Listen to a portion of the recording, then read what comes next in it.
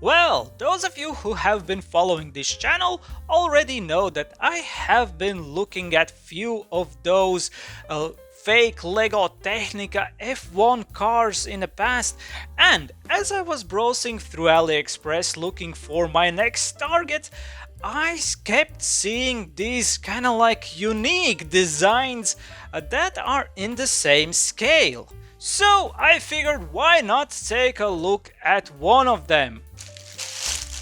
So for today's video I chose this F1 racing car that is kinda like in the colors of Alfa Romeo team, in the F1 competition, and I was able to get this set for approximately 18 euros after all the discounts were applied, and in my opinion that is a fairly good price for such a large bag.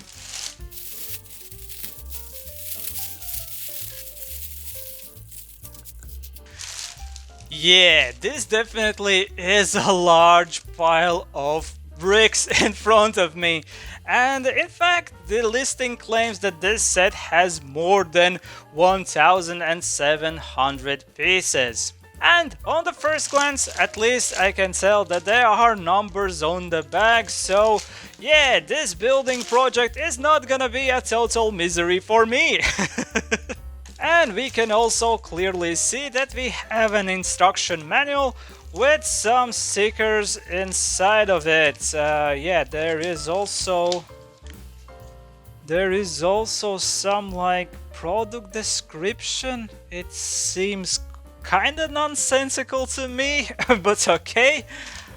Oh, we also have sheets with the stickers. They are a little bit bent, but I mean, I doubt that I'm gonna be using them. And yes, the manual, which says machine player on it, and I mean, I have seen few machine players in my day. And yeah, this one again, like, I think the machine player is something that these Chinese brands just keep writing on manuals when they are describing a toy car. That would be my only explanation. Why is this like the third time I think when I see like this wording on the manual? But okay, enough talk. Now I am going to assemble this thing, and then of course we will judge it and I will tell you all about it. So see you in a bit.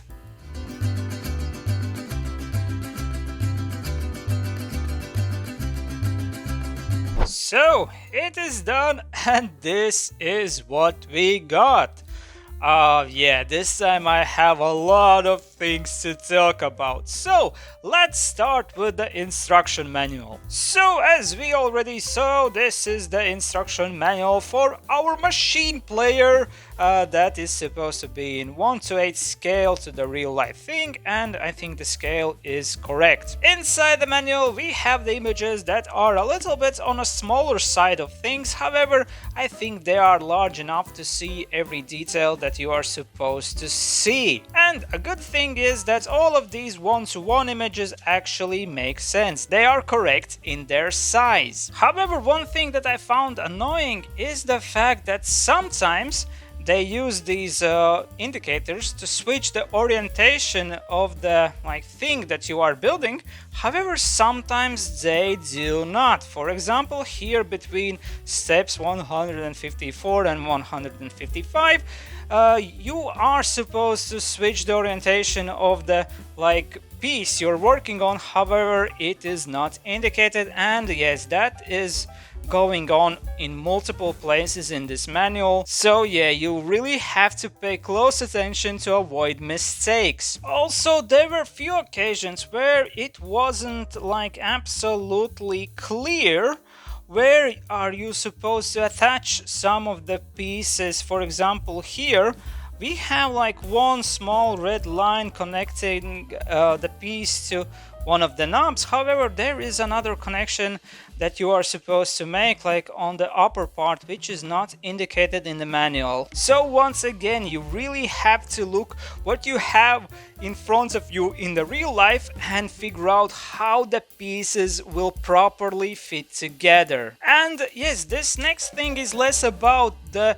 instruction manual itself, however, it is closely related on how you are assembling this set. And I mean, people behind engineering this set really likes to leave many like dangling pieces within like huge parts with many points of the connection that you will be like really struggling to put together. And especially like this step 72, like it took me I think like 10 or 15 minutes to actually put every single piece in place correctly, because there were actually 6 points that were like just spinning around when I was like trying to attach them, and yeah, that really isn't like a good design. And speaking of annoying design choices, these people love their dangling pieces in hard to reach places nevertheless. And yes, there were also many occasions where you were supposed to assemble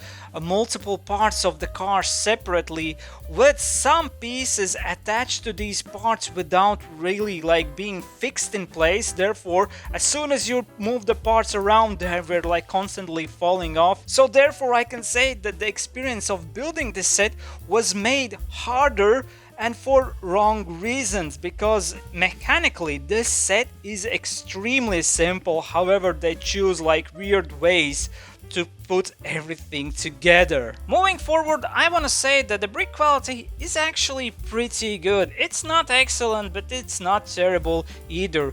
We did have few pieces that were a little bit harder to put together. However, they weren't majority. The majority of the stuff fits together actually pretty good. When it comes to spare parts, yes, we did have few of them here. Not much, but I mean, it's fine, especially because we didn't have any pieces missing. Also, this car comes with the stickers that, yeah, for the most part, I did not apply. I only used these like stickers on the wheels because they actually look pretty nice. And yeah, I didn't use the rest of them because they have taken fonts from the sponsors of Alfa Romeo team and just written bunch of nonsense like on these stickers, like order, or I don't know, X address, velocity. I mean, this is just dumb. And that's why I much rather prefer like the plain look of this thing. And speaking of the look of this car, I think it actually looks fairly okay, at least on the first glance. It does the job. It looks kind of similar to what LEGO is doing with their F1 cars. But if you take a closer look, you kind of start noticing few things. For example, the fact that it has holes here at the front. Like, we don't have anything special blocking this part over here. There's just, again, one large hole. But yes, it does the job, at least from afar. And the color scheme, in my opinion, looks good. But yes, that's because it kind of replicates the Alfa Romeo F1 car. But as I was talking about the instructions, I mentioned that this car is very simple.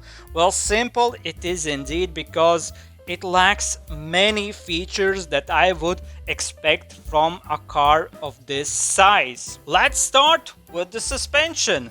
This car has none. The wheels are basically just attached to the axles that are like fixed to the car. All of this stuff, it's just like a visual thing. Yeah, and it's a solid connection. Only upside down movement we have over here for the front wheels is because of the imprecision of the brakes, because the connections are a little loose, therefore there is a little bit of room for the wiggle, but yeah, there's no real suspension. Next, the wheels are not connected to the steering wheel. Like, they are only connected to this small little knob here at the front to do the steering, and they have done it incorrectly. I mean, when I turn this thing to the right, the wheels turn to the left, and when I turn it to the left, the wheels turn to the right. I mean, this is a huge mess up, and I don't know how, like, nobody noticed that as they were, like, shipping this thing. It's actually unbelievable, at least for me. Like, I can't believe that this thing was made this way.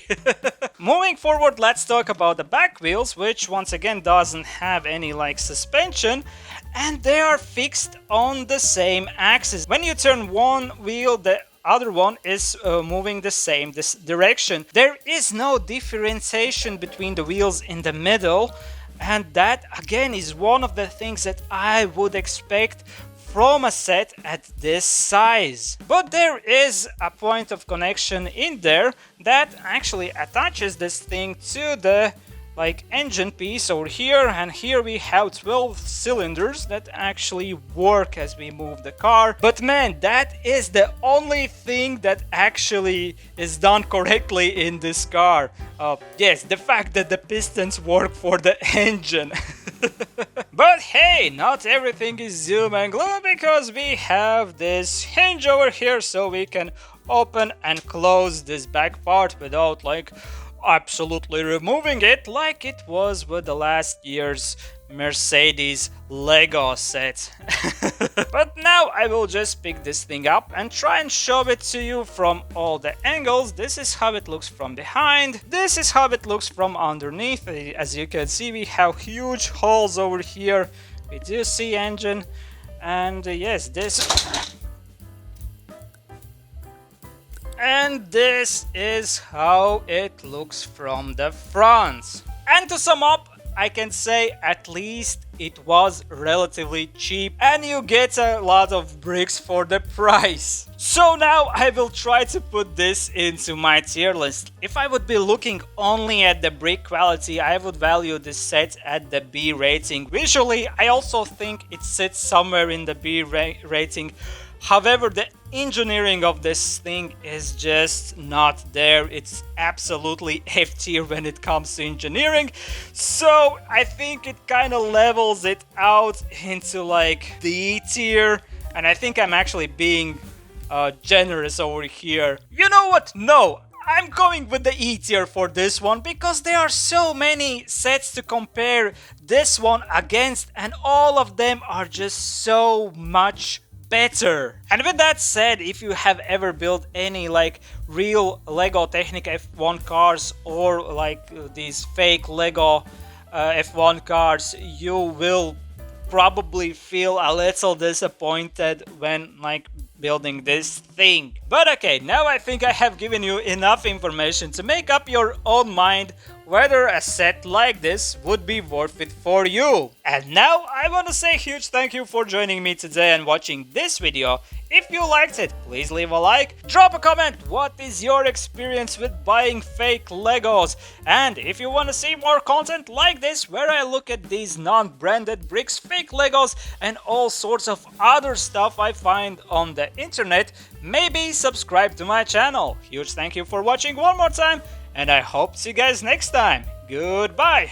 Bye bye bye bye bye bye bye. But still, how do you mess up steering so badly?